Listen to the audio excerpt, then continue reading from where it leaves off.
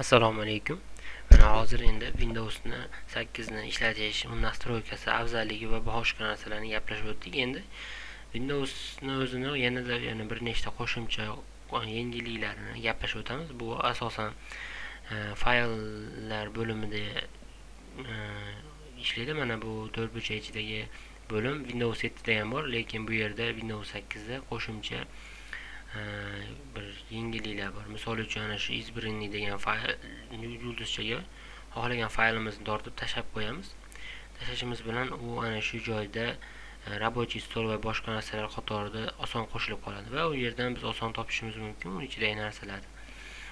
Bu albatta bu narsa qulay bo'ladi. Bundan tashqari yana biz mana bu kompyuter degan bo'limimizga o'tishimiz bilan bu yerda aynan shu SVT disklari yoki ana shu kompyuterdagi disklarni ko'rinishi bo'lakchiroqligini sezamiz. Bu kompyuterga kirishning yana bir yo'lini ko'rsatib o'tmoqchi edim. Buning uchun рабочий stolga o'tib, mishkani o'ng tomoniga yozib personalizatsiyaga kiramiz va u yerdan izmeyda рабочий stol degan joyini bosib, o'zimizga kerakli narsani galochka bilan bosamiz. Hozir bizga kompyuter degan bo'lim kerak. Unga bosdik, OK deb bosib X ko'ramizda. Mana ko'rib turgan значок chiqib qoldi kompyuter degan. Biz mana shu yerdan to'g'ridan-to'g'ri kirib qo'yamiz. Bu yerda sezayotgan bo'lsangiz, kompyuterning S disk yoki boshqa disklarning ko'rinishi bircha bo'lakchiroq shaklda chiqyapti va pastda ana shu qo'shimcha disk solish nimasini ko'rsatib beryapti. Endi e'tibor berganmiz tepada mana bunaqa katta значокlar bilan tashkil topgan menyuimiz bor. Bu yerda nimalar qilsa bo'ladi? Bu yerdan anchagina narsalarni bajarsa bo'ladi. Bu yengillashtirib qo'ygan.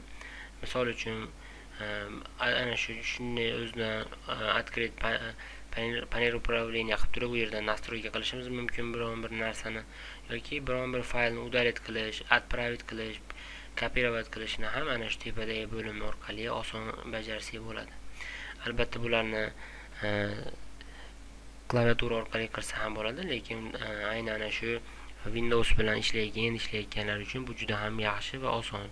Tepada mana kopировать knopkasi, uni yonida вставить, undan keyin вырезать turibdi. Uni pastda skopировать pult. Endi bu asosan boshqaruv xizmatiga bog'liq narsa. To'g'rirog'i men o'zim ham ishlatib ko'rmaganman. Endi undan keyingi bo'limlar bu yerda mana yana kopироватni o'zini bir bo'lashi shakldagisi bor. Переместитni ayni mana shu yerdan переместит qilib qo'ysa bo'ladi. Kerakli joyni tanlab, ochib, o'sha joyga ayniqsa рабочий stolga o'tkazayotganda juda yengillashtirib beradi. Ana shu varog'ini kichaytirib, bu yerdan tortib bu bo'lmaydi-da. Aynan ana shu ochgan varog'ingizni o'zidan osongina o'ngga chapga qilib turib joyini ko'rsatib yuborsangiz bo'ladi. Albatta bu yengillik. Buning yonida kopировать degan narsa bor. Kopировatda ham shunaqa alohida xoslab turib, alohidadan ko'chirib olishimiz mumkin va uni joylashtirishimiz mumkin. Bu yerda удалитda ham shunaqa, удалитning ham bir nechta turlari bo'lib, u aynan ana shu turlardan kelib chiqib turib, har bir narsani удалить qilishlik imkoniyatini beradi.